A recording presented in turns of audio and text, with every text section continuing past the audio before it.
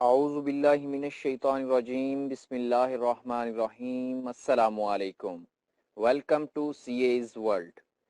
Chartered accountancy, लेट और LLB exams की प्रिपरेशन के लिए हमारे चैनल को सब्सक्राइब कीजिए और साथ दिए गए बेल आइकन को दबा दें ताकि चैनल पर अपलोड होने वाली हर वीडियो से आप मुस्तफ़ीद हो सकें। जी तो जनाब, आज हम जो है वो ऑफिशियली पीआरसी 5 इंशाल्लाह स्टार्ट करने जा रहे हैं। इंट्रोडक्शन टू बिजनेस ठीक हो गया जी। तो इसमें अगर शॉर्टली बात कर ली जाए, मॉडल पेपर की 2 मिनट की वीडियो जो मैंने लगाई थी कल, उसमें भी मैंने बताया था कि 100 नंबर का टोटल पेपर होगा, 2 नंबर का एक एमसीक्यू होगा, 50 एमसीक्यूज होंगे। पास होने के लिए आपको 100 में से 50 नंबर लेने होंगे। बुक की लाइंस भी टेस्ट हो रही होंगी, आपने समझ के उसको अगर क्रैम करना चाहें समझ के, लेकिन कि वो कहना क्या चाह रहा है, बस ऊपर गैब का रट्टा नहीं लगाना। चीज़ें रिलेट भी हो रही होती हैं और कुछ वो सिनेरियो बना के भी दे सकता है, एप्लीकेशन बेस्ड जिसे कहते हैं कि बताएं जी कौन सी type of structure of business है। तो ये इंशाल्लाह टाइम बाय टाइम देख रहे होंगे इसको, ठीक है जी। तो इसके टेबल ऑफ कंटेंट्स को देखते हैं। टोटल 10 चैप्टर, ठीक है जी। 10 चैप्टर में अगर बात की जाए तो इंशाल्लाह मैं कोशिश करूंगा कि 70 से 80 लेक्चर्स मैक्सिमम इसमें हों, और मैं कोशिश करूंगा कि कोई भी लेक्चर 30 मिनट से ऊपर का ना हो। उसके बाद हम टॉपिक की तरफ बढ़ने से पहले, चैप्टर 1 स्टार्ट करने से पहले बेस बना लेते हैं जी। सबसे पहले एक बुनियाद, ठीक है जी। तो आप लोगों ने पीआरसी स्टार्ट करना था। पीआरसी से पहले आप लोगों ने किसी न किसी कॉलेज में एडमिशन लिया, ठीक है। किस लिए? ताकि कॉलेज जो है उसने एक बिल्डिंग अपनी बनाई, किराए पर ली, एक बहुत अच्छा अंदर माहौल क्रिएट किया, टीचर्स हायर किए। किस लिए हायर किए? ताकि वो आप लोगों को सर्विसेज दे सकें। उनकी सर्विसेज क्या है मेरे भाई?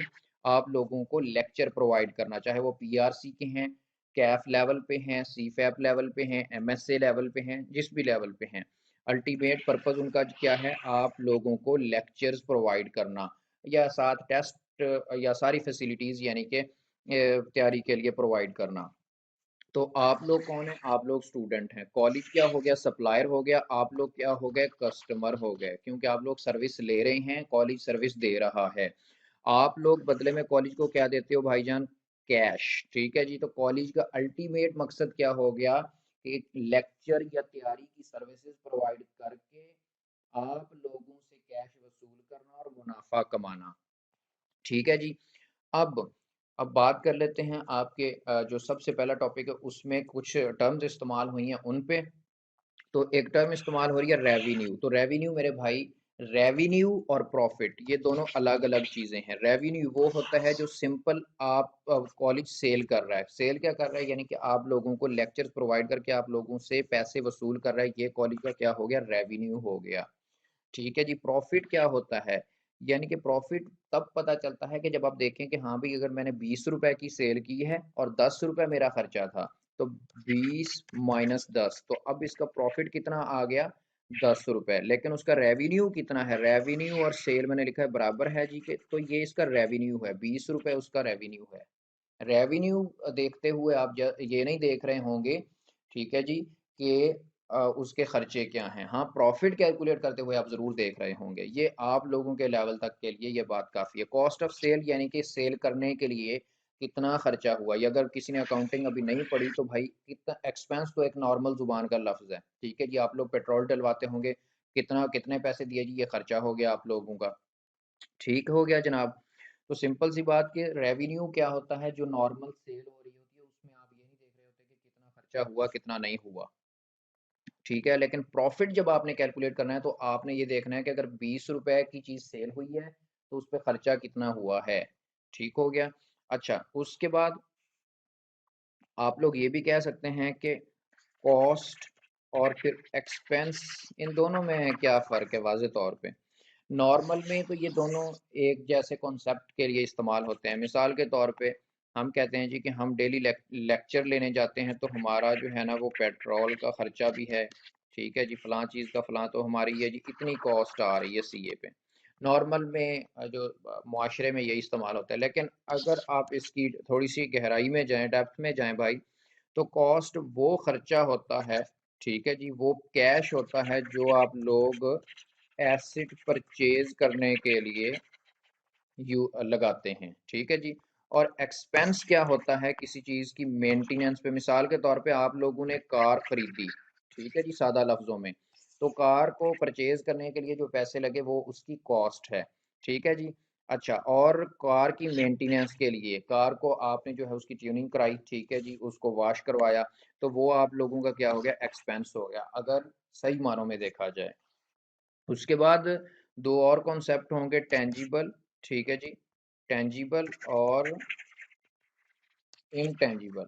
अच्छा, एक सिंपल सी बात है भाई, टेंजिबल वो होता है जिसको छुआ जा सके, महसूस किया जा सके, ठीक है जी। मिसाल के तौर पे आप कॉलेज जाते हैं, उसकी दीवार को आप हाथ लगा के देख सकते हैं, उसके फ्रंट ऑफिस में आप जाते हैं, वहाँ मुख्तलिफ टेबल चेयर्स फलां फलां चीज़ें पड़ी होती हैं, क्लासरूम्स में जाते हैं, एसी जो है वो लगा हुआ होता है, लाइटें ये वो, मतलब अच्छा माहौल होता है, तो उसको तो आप महसूस कर सकते हैं, ठीक है। अब कॉलेज का एक बड़ा नाम है जी, मिसाल के तौर पे आप लोग कहते हैं जी, मिसाल ले रहा हूँ मैं जस्ट, कि राइज का जी एक बड़ा नाम है जी, पैक का एक बड़ा नाम है जी, टिप्स का बड़ा नाम है जी, कराची में तबानी का जी, केएनएस का जी, एआरडी फलां फलां, ठीक है जी, बड़ा नाम है जी इनका। तो भाई उस नाम को आप महसूस कर सकते हो, ठीक है जी, बहुत अच्छी उसकी गुडविल है, मैंने मान लिया उसका नाम है, क्या आप उस नाम को हाथ लगा के देख सकते हो? ठीक है जी, टच कर सकते हैं आप उसे, क्या महसूस कर रहे हैं, बस ठीक है जी, नाम है उनका। तो एक समझने के लिए ये नॉर्मल अल्फाज के अंदर पेज है, मिसाल के तौर पे एक पेज को पकड़ें, आप पेज को जो है वो, ये इस तरह उंगली मार के आवाज भी आ रही होती है, उसको फाड़ भी सकते हैं आप पेज को, तो पेज क्या हो गया भाई, टेंजिबल हो गया। लेकिन पेज के ऊपर जो अल्फाज लिखे हुए हैं भाई, अब ये ना कहना कि वो फोटो कॉपी कराते हैं तो बड़ी जबरदस्त खुशबू आती है, ठीक है। तो भाई जो अल्फाज ऊपर लिखे हुए हैं उनको आप ऊपर से उखाड़ सकते हैं, क्या कर सकते हैं, उसका कुछ भी नहीं कर सकते, तो वो क्या हो गया, इंटेंजिबल हो गया, ठीक है। अच्छा, दूसरी एक बहुत कॉमन सी एग्जांपल, जस्ट आपके लेवल पे जब आप FAR 2 में जाएंगे तो समथिंग कुछ और कॉन्सेप्ट आ रहा होगा उसका। आप लोग लैपटॉप यूज कर रहे हैं, ठीक है जी। अब लैपटॉप तो भाई जाहिर बात है टेंजिबल हो गया, क्यों टेंजिबल हो गया, क्योंकि आप उसकी स्क्रीन को, ठीक, कीपैड को, माउस को, मुख्तलिफ चीज़ों को टच कर सकते हैं, ठीक है जी, चला सकते हैं, लेकिन जो उसके अंदर सॉफ्टवेयर या आप लगा लें कि विंडो यूज हो रही है, ठीक है जी, तो वो क्या चीज़ है जनाब, वो तो इंटेंजिबल आ गई। लेकिन हाँ, जब आप FAR 2 में आएंगे तो वो कहते हैं वहाँ पे, तो वो कहते हैं जी कि ऐसा सॉफ्टवेयर जो हार्डवेयर से, यानी कि सॉफ्टवेयर जो लैपटॉप से अलग ना हो सके, ठीक है जी, जिसके बगैर यानी कि सॉफ्टवेयर ऑन, लैपटॉप ऑन ही ना हो, तो फिर ये सॉफ्टवेयर भी IAS 16 है, प्रॉपर्टी प्लांट इक्विपमेंट, उसके ज़िम्मे में आ रहा होगा। लेकिन वो दूर की बातें हैं, उसमें जाने की ज़रूरत नहीं है। तो ये था इसका क्रक्स। अब चलते हैं बुक रीडिंग की तरफ, चैप्टर 1, नेचर ऑफ बिजनेस। तो शॉर्टली भाई, कॉलेज आपको लेक्चर्स दे रहा है, सर्विसेज दे रहा है, आप लोग रिटर्न में पैसे दे रहे हो, ठीक है जी। कॉलेज का अल्टीमेट मकसद प्रॉफिट कमाना है आप लोगों को सर्विसेज प्रोवाइड करके। दूसरी चीज मेरे भाई, रेवेन्यू वो होता है जितने की टोटल सेल हो रही है वो उनका रेवेन्यू है। प्रॉफिट क्या है, रेवेन्यू में से या सेल में से जब खर्चे माइनस होंगे तो प्रॉफिट आएगा। टेंजिबल क्या होता है, जिसको छुआ जा सके, महसूस किया जा सके, मिसाल के तौर पे लैपटॉप, ठीक है जी। और उसके बाद आपकी समझ तक के लिए इंटेंजिबल क्या होता है, जिसको छुआ ना जा सके, महसूस ना किया जा सके, तो उसका सॉफ्टवेयर, ठीक है जी। अच्छा जनाब, तो सबसे पहला जो एलओ है वो है जी, understanding nature of business. The nature of business, a purpose is an organization that strives for profit by providing goods and services desired by its customers, ठीक है जी।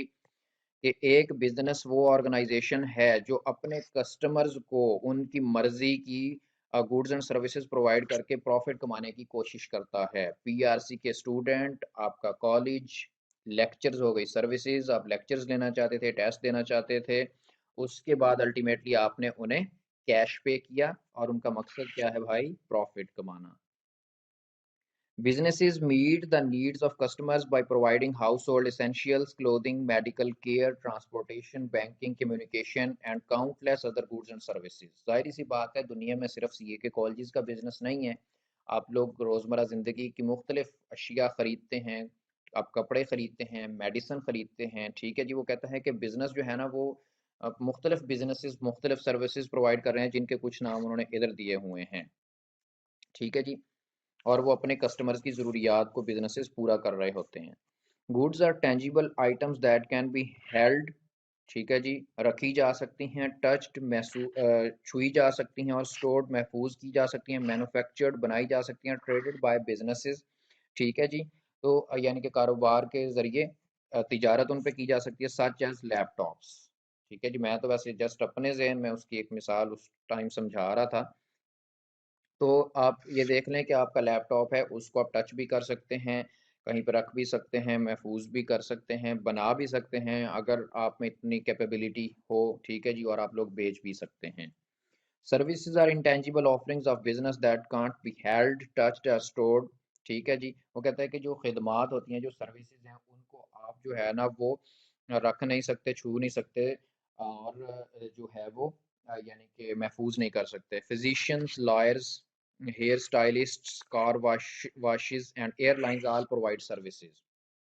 कोई भी आप सर्विस ले रहे हैं, ठीक है जी, मिसाल के तौर पे आप जो है ना वो यहाँ से दुबई जाना चाह रहे हैं, ठीक है, तो आप ठीक है जहाज़ का अंदर का माहौल महसूस कर सकते हैं, जहाज़ की बॉडी को टच कर सकते हैं, लेकिन जाहिर सी बात है जो सर्विस आपको यहाँ से वहाँ तक पहुँचाने की है उसको क्या महसूस करेंगे। ठीक है जी।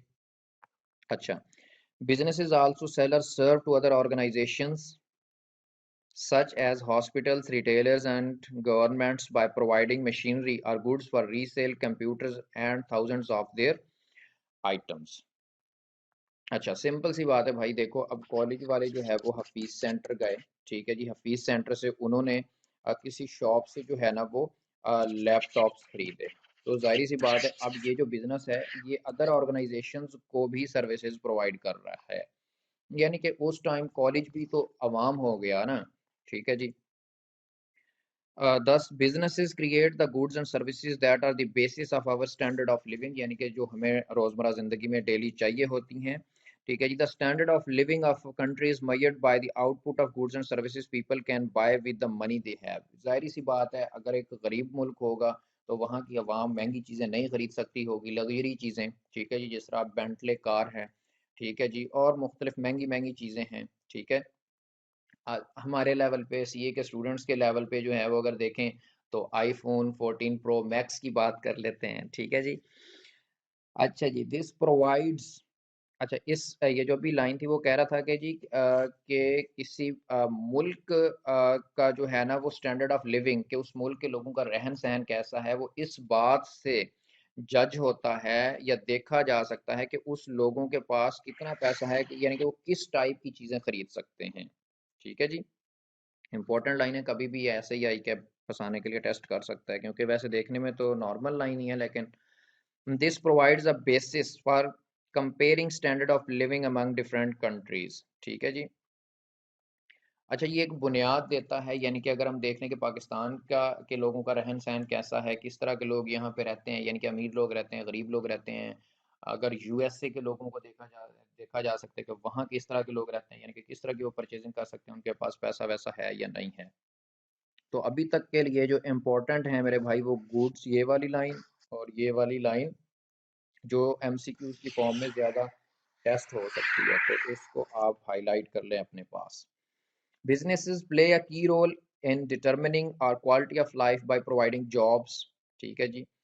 अब वो कहते हैं जी कि बिजनेसेस जो हैं, जो कारोबार हैं, ठीक हो गया, वो क्वालिटी ऑफ लाइफ यानी कि आप कितने सक्सेसफुल लाइफ गुजार रहे हैं, ठीक है जी, उसमें अहम किरदार अदा करते हैं। कैसे? जाहिर बात है जितने ज़्यादा बिजनेसेस खुलेंगे उतने ज़्यादा वहाँ पे लोग यानी कि वर्कर या एम्प्लॉयज़ काम कर रहे होंगे, उनको मुलाजमतें मिलेंगी, and goods and services to society, और आवाम को क्या होगा, वो ज़्यादा से ज़्यादा जो सर्विसेज चाहिए वो इजीली अवेलेबल हो जाएंगी।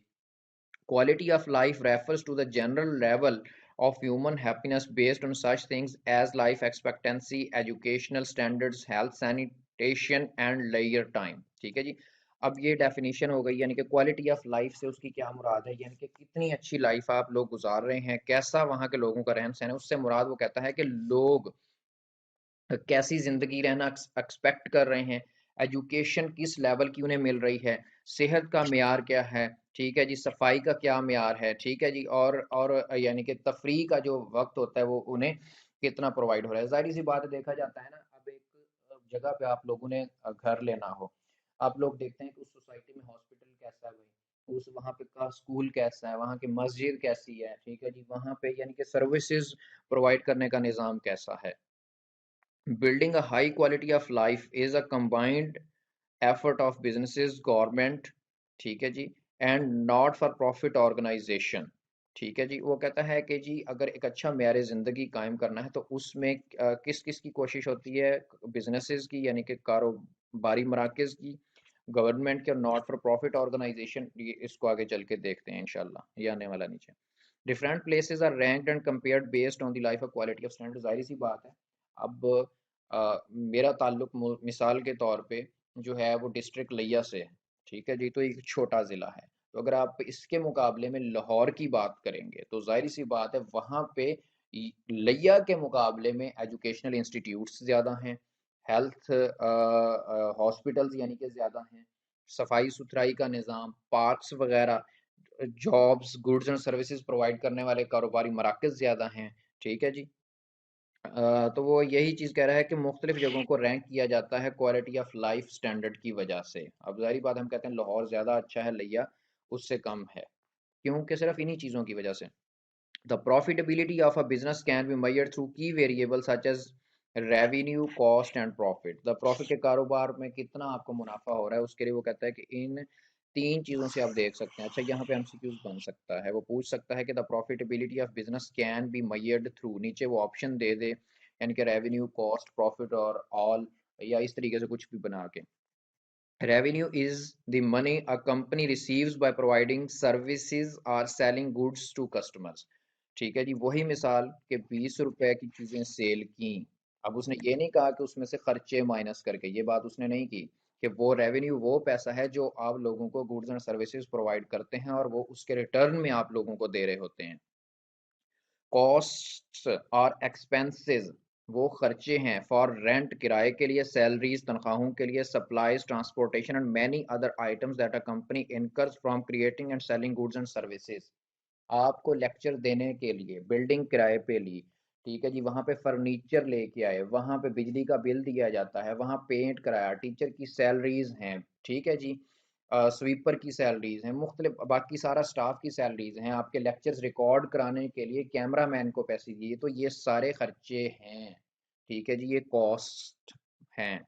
For example some of the costs incurred by Microsoft in developing its software include expenses for salaries, facilities and advertising। तो यानी कि वो वही बात कर रहा है, सारे खर्चे हैं जनाब ये।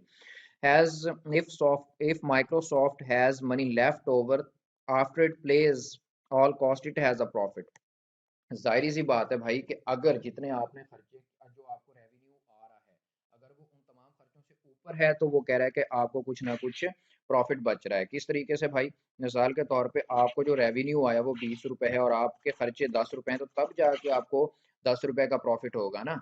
ठीक है, ये थोड़ी होगा कि अगर आपको रेवेन्यू 8 रुपए का आया है और आपके खर्चे 10 रुपए हैं तो भाई फिर तो आप लोग लॉस में चले गए। वो ये भी कर सकता है, हो करेगा तो कम चांस ही है, लेकिन कर सकता है कि इनमें आपको कैलकुलेशन के तौर पे भी पूछ ले कि जी हाँ जी इसमें रेवेन्यू आ रहा है, ये एक सिनेरियो बना के दे दे इस तरीके से। ठीक है, company whose cost are greater than revenue, यही जो मैंने बात कर दी, तो उसे क्या हो रहा होगा भाई, लॉस हो रहा होगा। There is always a risk that a business may incur a loss by not achieving its goals due to inefficient use of its resources और ineffective business strategies to fight against market competition. अच्छा, वो कहता है कि loss एक और वजह से भी हो सकता है। वो किस तरीके से, वो इस तरीके से कि आप लोगों ने गलत डिसीजंस लिए। गलत डिसीजंस किस तरह लिए, सेम उसी क्वालिटी का कैमरा मैन आपको लेक्चर्स रिकॉर्ड एडिट वगैरह करके देने वाला मार्केट में 3500 का भी मिल रहा था, लेकिन आप लोगों को इतना एक्सपीरियंस नहीं था, आप लोगों ने मार्केट विजिट नहीं की, आपने उसे हायर कर लिया 5000 पर लेक्चर पे, मिसाल दे रहा हूँ। ठीक है जी, तो अब आपको कितने का, ये भी 1500 का लॉस पड़ गया। जब मल्टीप्लाई होगा मिसाल के तौर पे 100 लेक्चर, और दोनों के अगर आप अमाउंट का डिफरेंस लें तो ठीक ठाक फर्क है। ठीक है, तो यहाँ पे आपका वही सेविंग हो रही थी अगर आप 3500 के हिसाब से ले रहे होते। ठीक है जी, या आपकी गुड्स और सर्विसेज उतनी क्वालिटी की नहीं है। ठीक है, इस लाइन को दोबारा पढ़ेंगे तो एक तो यह है कि आप लोगों ने अच्छी स्ट्रेटजीज नहीं अपनाई कि जो मार्केट का मुकाबला करने के लिए अपनानी चाहिए थी। ठीक है जी, अपने खर्चे इस तरीके से कम करते, या आपकी गुड्स और सर्विसेज की क्वालिटी वो नहीं है भाई। Where when a company such as Microsoft uses its resources intelligently, it can often increase sales। ठीक है जी, वो कहता है कि रिसोर्सेज यानी कि वो अच्छी एडवर्टाइजमेंट करते हैं, ठीक है जी, अच्छे वर्कर हायर करते हैं, लेकिन उस मार्केट के मुकाबले में यानी कि कुछ कॉस्ट्स कम करके तो hold cost down and earn a profit, तो उनका जितनी कॉस्ट कम होगी प्रॉफिट उतना ज़्यादा आ रहा होगा, जारी बात है। Not all companies earn profits, but that is the risk of being in business.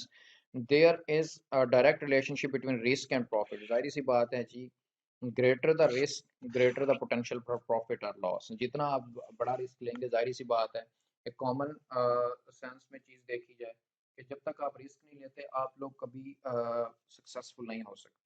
हाँ, उसमें लॉस के चांस भी होते हैं। मिसाल के तौर पे कॉलेज डरता रह जाए कि नहीं हम बिल्डिंग लें, इतना किराया पे करें, इतना सेटअप बनाए और कल को बच्चा ही ना आए, तो भाई कुछ बना के बैठोगे तो बच्चा आएगा ना। जब रिस्क ही नहीं लोगे, ठीक है, तो फिर प्रॉफिट आने का चांस भी नहीं पैदा होगा। जितना ज़्यादा रिस्क उतना ज़्यादा प्रॉफिट या लॉस का चांस। अगर आप अच्छा प्रोवाइड करोगे तो इंशाल्लाह आपके पास अच्छा ही आ रहा होगा।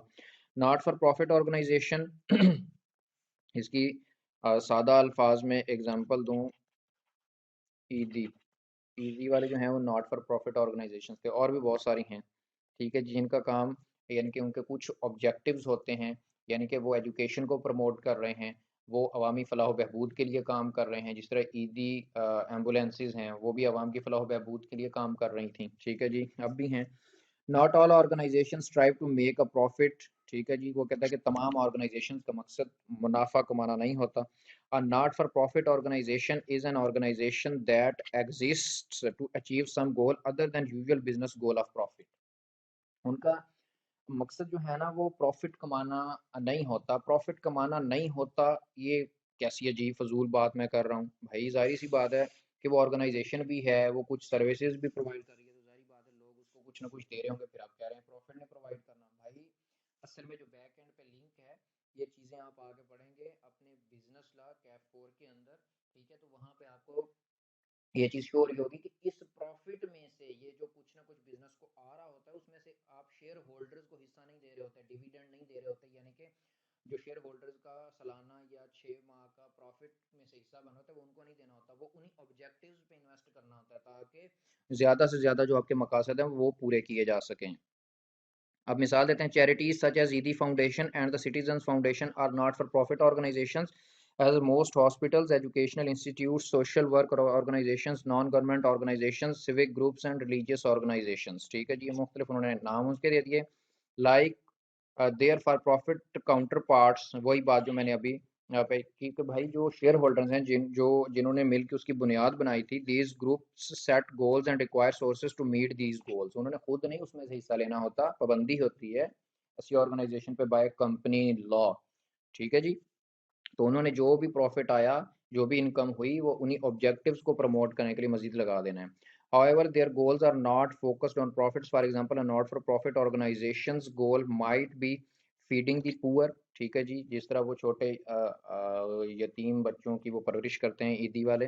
प्रिजर्विंग द एनवायरनमेंट, ठीक है जी, हो सकता है किसी ने हो कि जी हमने आलूदगी को ख़त्म करने के लिए जिस तरह अभी ये सैलाब के मौके पे मुख्तलिफ फाउंडेशंस ने मदद की। Are advocating for the rights of, अच्छा कोई लॉयर्स की, ठीक है जी, वो कला की कोई ऐसी तंजीम हो कानून दानों की जो कहे कि जी हमने एक ये फाउंडेशन बनाई हुई है, जो लोग मिसाल के तौर पे बेगुनाह फंसे हुए हैं, वो फीस नहीं पे कर सकते, हम लोग उनकी हेल्प करेंगे। तो ये था आज का कॉन्सेप्ट, इसका क्रक्स जनाब, कि रेवेन्यू क्या होता है, प्रॉफिट क्या है, ठीक है, कॉस्ट क्या है, एक्सपेंस क्या है, टेंजिबल क्या है, इनटेंजिबल क्या है, ठीक है जी, उसके बाद नॉट फॉर प्रॉफिट ऑर्गेनाइजेशंस क्या हैं। थैंक यू वेरी मच जी, अल्लाह हाफिज़, अस्सलाम वालेकुम।